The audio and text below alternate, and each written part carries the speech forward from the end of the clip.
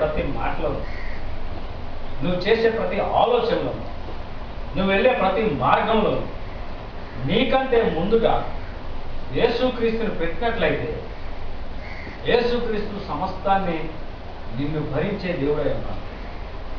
నీ ప్రతి ఆలోచన సఫలపరిచే దేవుడై ఉన్నాడు. నీకు అపాయమైన రాకుండా నిన్ను కాపాడే దేవుడై ఉన్నాడు. ఆయన నీ మార్గాన్ని సరళం చేసే దేవుడై ఉన్నాడు. అనే సామెతల గ్రంథం 3వ వచనంలో 5వ వచనంలో మాట్లాడుతుంది. నీ స్వబుద్ధిని ఆధారం చేసుకునక 3 అనుకుంటా. నీ స్వబుద్ధిని ఆధారం చేసుకునక ఏ హృదయంతో అంటండి? పూర్ణ హృదయంతో. నీ హృదయం నిండా దేవుని నువ్వు తలుచుకున్నట్లయితే, నీ హృదయంలో దేవుని నువ్వు ఉంచుకున్నట్లయితే, నీ హృదయానుసారంగా దేవుని నీవు ఆరాధిస్తున్నట్లయితే నీ పూర్ణ హృదయంతో యెహోవా యందు నమ్మిక ఉంచాలి. నమ్మడం అంటే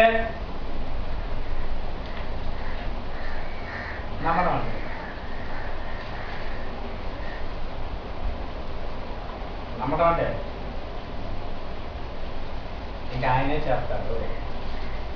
నేను చేయగలిగింది ఏమి లేదు. మీకు మంచి ఉదాహరణ చూపిస్తాను. నమ్మడం అంటే దానియలు గ్రంథం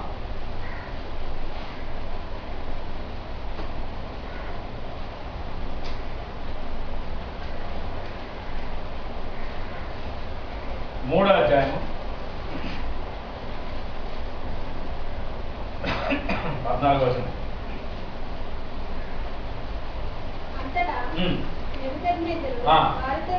వారితో ఇట్లా షద్రకు మేషకు మీరు నా దేవతను పూజించటలేదని, నేను నిలువ పెట్టించిన బంగారు ప్రతిమను నమస్కరించడం లేదని నాకు వినబడినది. అది నిజమా అని అడిగాడు. నేను రాజుగారు బంగారు ప్రతిమ నిలబెట్టాడంట. 4 రోజులు దాని ముందే నమస్కారం చేయాలి. ఎవడో ఏ దేవతను బట్టి ఏ దేవుని బట్టి నమస్కారం చేయకూడదు, ప్రార్థన చేయకూడదు. రాజాయని ఆ రాజ్యంలో నివసించాలంటే అది చేయకపోతే రాజు మరణదండన విధిస్తాడు. తెలుసు ఈ కథ మనకు తెలుసు. షద్రకు మేషకు అబేద్నెగో వారు ఏం చేశారో మనకే తెలుసు. కథ మట్టిగా తెలుసు మనకి. కానీ అందులో ఉన్న మంచి అద్భుతమైన రుచిగల ముక్కలు మీకు చూపిస్తాను. ఈ పూట చదవండి.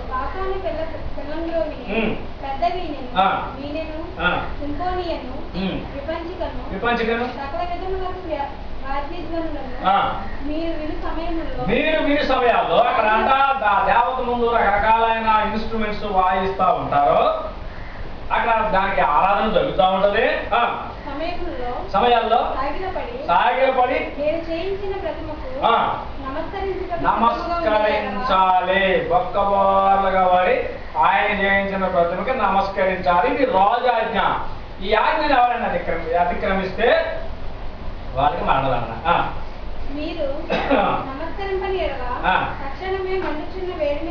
ఒకవేళ నమస్కరించకపోతే అక్కడ అగ్నిగుండం మండుతా ఉన్నది. తక్షణమే ఒకరిని నమస్కరించకపోతే తీసుకెళ్ళి అందులో పడేస్తాం. రైట్. అగ్నిగుండంలో మీరు వేయబడుతుంది. నా చేతిలో నుండి మిమ్మల్ని విడిపింపగల దేవుడు అక్కడున్నాడు. ఏమన్నాడు తెలుసా రాజు? నా చేతిలోంచి మిమ్మల్ని విడిపించగల నీ దేవుడు ఎక్కడున్నాడు? అదే స్థానంలో మనం ఉన్నప్పుడు ఏం చేస్తాం మనం? అయితే పక్కన అగ్ని కూడా మండుతూ ఉంది. ఈ పక్కన రాజు కూర్చొని ఉన్నాడు. ఆ పక్కన దేవత ఉంది. వాయిద్యాలు వాయిస్తున్నారు. వాళ్ళు వాయిద్యాలు వాయించినప్పుడు శాస్త్రాన్ని కూడా దాన్ని నమస్కారం చేయాలి. లేకపోతే ఎత్తుకి అందులో పడేస్తారు.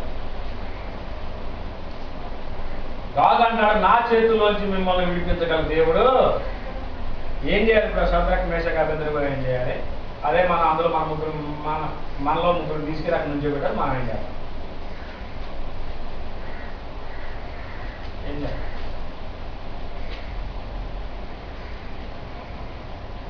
అయితే కానీ ఈ పూట నమస్కారం చేసేద్దాం.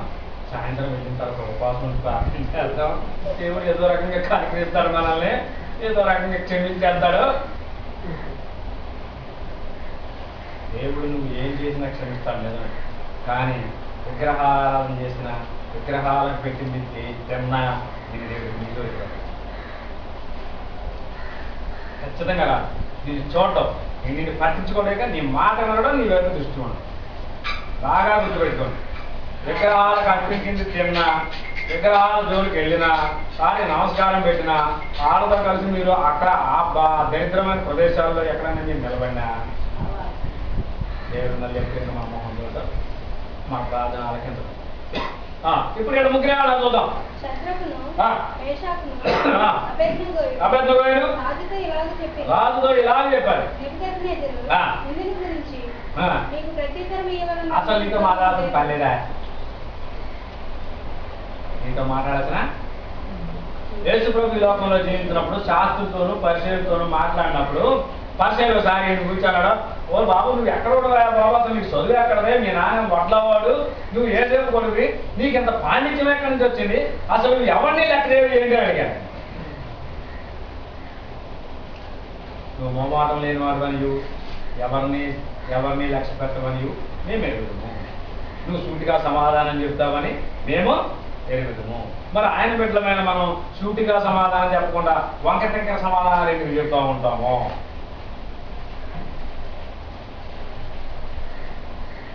నేను పార్టీగా ఇద్దరం కలిసి వెళ్తాం, నడుచుకుంటూ వెళ్తాం. తాడేపల్లి దగ్గర తాడేపల్లిలో నడుచుకుంటూ వెళ్తాం, ప్రార్థనకి వెళ్తాం. శ్రీరామనామ సందా కూడా వచ్చారు మా దగ్గరికి. బాగా ఒరే నేను ప్రార్థనకి వెళ్ళానని నేను చెప్పేసాను. ఆ పక్కకి ₹2 సందా పాత్రి గారు బాగా పెద్ద పాత్రి గారు, ఇంకేంటా సందా చేసావు నీకు బుద్ధి లేదా అని అడిగితే అంత డిప్లొమాటిక్ రాజకీయాలు నీకు గెలవన్నాడు.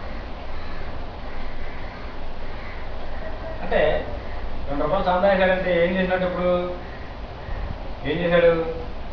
ఆ పాపంలో పాలి భాగస్తుడు అయ్యాడా లేదా? అయ్యాడా? దేవుడు మరి ఇంకా ప్రార్థన అంటాడా? కానీ అంటున్నారంటే బైబిల్లో ఒక వాక్యం మనం చదువుతాం, కరువైనను కాటకమైనను ఉపద్రవమైనను ఇంకేదైనా బట్టలు లేకపోయినా బొమ్మ లేకపోయినా నీ ప్రేమ నుంచి మమ్మల్ని ఎడబోయినా మనం చదువుతాం కదా. గట్టిగా పడితే బిడ్డలోకి వస్తాం మళ్ళీ.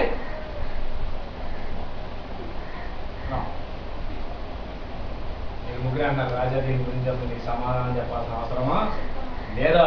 అసలు నీకు నీ ముందు మాట్లాడవలసిన అవసరం మాకు అంతకంటే లేదు. మేము సేవించుతున్న దేవుడు మండుతున్న ఈ అగ్నిగంధకము నుంచి రక్షించడానికి సమర్థుడు. అది నమ్మారు ఎప్పుడైనా?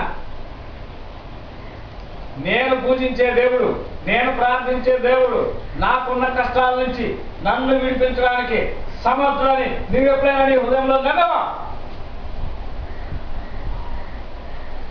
నమ్మితే ఖచ్చితంగా నువ్వు అద్భుతమైన కార్యం. మరియ మాత తమ్ముడు చెప్పి ఏడుతున్నాను, పరిగెత్తుకుంటూ వచ్చింది. ఆయన రాకముందు ఆయన ఎక్కడ ఉండగా పరిగెత్తుకుంటూ వచ్చింది, నాయన నువ్వు ఇక్కడ ఉంటే నా తమ్ముడు చచ్చిపోకుండా ఉండేది, నువ్వు ముందే రావాల్సింది, 2 రోజుల ముందే కబురు చేసావు, నువ్వు రాలేదు. పాపం ఆయనకి బాధగానే ఉంది, చచ్చిపోయింది. కానీ దేవుని మహిమ కనపడాలంటే అక్కడ ఆయన కార్యం జరగాలి, లాభం చనిపోవాలి కనుక ఆయన అక్కడే ఆగాడు. సరే బాగానే ఉంది, అంతే అయిపోయింది. ఇక్కడికి వచ్చిన తర్వాత నువ్వు భయపడబాకమ్మా, నీ తమ్ముడు లెగుతాడంటే ఎక్కడ లెగుతాడంటే ఆయన చెప్తుంది పునరుద్ధాన ముందు లెగుతాడన్న సంగతి నాకు ఎప్పుడు కాదంట. ఇక్కడ ఉంది ఎవరో సర్వ సృష్టిని సృజించిన దేవుడు నీ కళ్ళ ముందు ఉంటే వదిలిపెట్టేసి ఎక్కడో పునరుద్ధాన ముందు నా తమ్ముడు లెగుతాడు నేను ఎరగండి ఎవరి అన్నాడు. నీవు నమ్మిన ఎడలా దేవుని మహిమను నమ్మాలి. ఎప్పుడు చూస్తావు? ఎప్పుడైనా ఇప్పుడే, ఇక్కడే, ఈ క్షణం అంతే. నీ జీవితంలో జరిగే అద్భుత కార్యాన్ని నువ్వు చూడాలి అంటే నువ్వు దేవుణ్ణి నమ్మాలి. వాళ్ళు అంటున్నారు, ఈ మండుచున్న అగ్నిగంధకం నుంచి అగ్నిగుండం నుంచి రక్షించడానికి మా దేవుడు సమర్థుడు. మరియు నీ వశమున పడకుండా ఆయన మమ్మల్ని రక్షిస్తాడని వివరణ బోడిగాడు అని అన్నాడు. రాజుకి అంత కోపం కోపంతో మొహం ఎర్రబడిపోయిందంట రాజుకి, కళ్ళు ఎర్రగొచ్చేది అంట. కింద చదివితే ఉన్నది, అది ఎవరక్కలేదండి. నీ వశం నుంచి విడిపించడానికి మా దేవుడు సమర్థుడు ఆయన. ఇంకో మాట అంటారు చూడండి కింద, ఒకవేళ ఆయన రక్షించకపోయినా. మనం చాలాసార్లు చెప్పుకున్నాం, ఆయన ఒకసారి గుర్తు చేస్తాం. మనం ఒక విషయం కోసం ప్రార్థన చేస్తాం. ప్రార్థన చేసినప్పుడు మనం ఏం కోరుకుంటాం? ఆ విషయం ఖచ్చితంగా జరగాలని ప్రార్థన చేస్తాం. జరగకపోతే మనకు విశ్వాసం లేనట్ట ఉన్నట్ట. దేవుడు మనకి 3 ఆప్షన్స్ పెట్టాడు నువ్వు ప్రార్థన చేసేటప్పుడు. చాలాసార్లు చెప్పండి. ఒక్కొక్కసారి నువ్వు ప్రార్థన చేసేటప్పుడు అది ఆయనకి అనుకూలమైతే అవునవచ్చు, అనుకూలం కాకపోతే కాదనొచ్చు. ఒకవేళ దాని సమయం ఇంకా పరిపూర్ణంగా రాకపోతే కాసేపు ఆగవచ్చు. నీకున్న పరిస్థితిని బట్టి, నీకున్న ఆ విధమైన ఆ శోధన వేదన బట్టి, లేకపోతే ఆ జరగబోయే కాలాన్ని బట్టి దేవుడు తన అనుమతిని పంపిస్తాడు. కానీ ఇక్కడ పరిస్థితి ఎటువంటిది? ఇక్కడ పరిస్థితి ఎటువంటిది? నమస్కారం పెట్టకపోతే అన్నీ తీసుకెళ్ళి అందులో పడేస్తారు. ఒకవేళ వాళ్ళు చనిపోవడం దేవునికి ఇష్టమే అయితే దేవుడు ఆ చోటికి రాడు. కనుక నా సంగీతాలకు తెలియదు అన్నాడు, మా దేవుడు విడిపించడానికి సమర్థుడు. ఒకవేళ ఆయన రక్షింపకపోయినా, ఒకవేళ మేము చనిపోవడం ఆయనకి ఇష్టమే అనుకో, రాడు కాబట్టి మేము చనిపోతాం. ఒకవేళ ఆయన రక్షింపకపోయినా ఈ దేవతకు మాత్రమే నమస్కారము చేయము. మనం 1 రోజు ప్రార్థన చేసి, 2 రోజులు ప్రార్థన చేసి, 3 రోజులు ప్రార్థన చేసి దేవుడు నా ప్రార్థన ఆలకించట్లేదు, నేనే ప్రార్థన చేయను అనేవాడు చాలా మంది.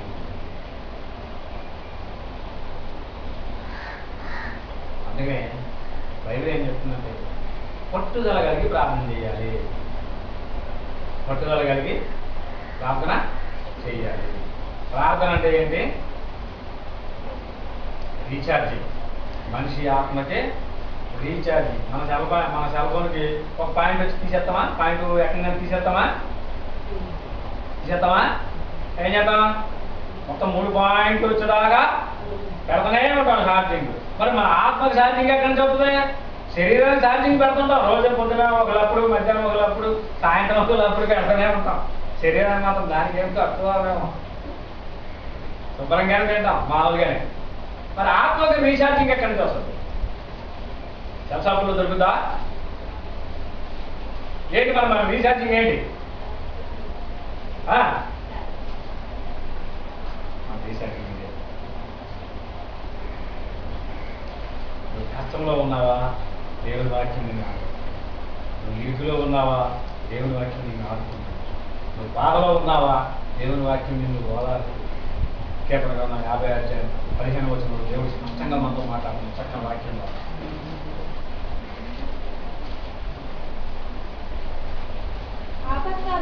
ఆపత్కాలమున నీవు నన్ను గూర్చి మరపెట్టము. ఎప్పుడు చేయాలంట? నీకు ఇరుకొచ్చిందా? దేవా నాకు అపాయం వచ్చిందని నువ్వు ప్రార్థించు. నీకు శోధన వచ్చిందా? దేవా నాకు శోధన వచ్చిందని నువ్వు ప్రార్థించు. నువ్వు ఇబ్బందుల్లో ఉన్నావా? ఏం భయపడాల్సిన పని లేదు. సంతోషం వచ్చినప్పుడు సంతోషించేవాడి కంటే ఇబ్బంది వచ్చినప్పుడు సంతోషించేవాడే దేవుని దృష్టిలో గొప్పవాడు. దేవుడు అంటున్నాడు, ఆపత్కాలమున నీవు నన్ను గురించి మొరపెట్టు. ఏడు నీకు ఇబ్బంది వచ్చినప్పుడు నువ్వు నన్ను గురించి ఏడు. దేవా నా పరిస్థితి ఏంటి? దేవా నన్ను ఏం చేయగలుగుతున్నావు? నాకు ఇంకా నీ ఉపద్రవం నుంచి కాపాడు. యానా సముద్రంలో ఉన్నప్పుడు 3 రోజులు ప్రార్థన చేశాను. 3 రోజులు ప్రార్థన. దేవుడు యానా ప్రార్థన విని యానాను బయటికి తీశాడు. అది 3 రోజుల ప్రాసెస్. కానీ ఇక్కడ ప్రాసెస్ ఏం తెలుసా? వెంటనే స్ప్లిట్ సెకండ్ ప్రాసెస్ ఇది. వాళ్ళు అంటున్నారు, రాజా ఈ మండుతున్న అగ్నిగుండం నుంచి దేవుడు మమ్మల్ని రక్షించడానికి సమర్థుడు. ఒకవేళ రక్షింపకపోయినా నీ దేవతకి మేము నమస్కారం చేయము అన్నారు. రాజు మొహం ఎర్రగట్టానికి పోయింది, కోళ్ళు ఎర్రగా వచ్చేసి, అరే ఇంకొక మోపుడు పొలం దాంట్లో ఏంటి అన్నారు. తీసుకెళ్ళి అందులో పడే చూస్తున్నాడు. అసలు వీడు ఎలా మారిపోతారో చూద్దాం, వీడు ఎలా చచ్చిపోతారో చూద్దాం, వీడు ఎలా కేకలేస్తారో చూద్దాం, వీడు దేవుడు ఏం చేస్తారో చూద్దామని చూద్దాం. లోపల ఎంతమంది తిరుగుతున్నారు?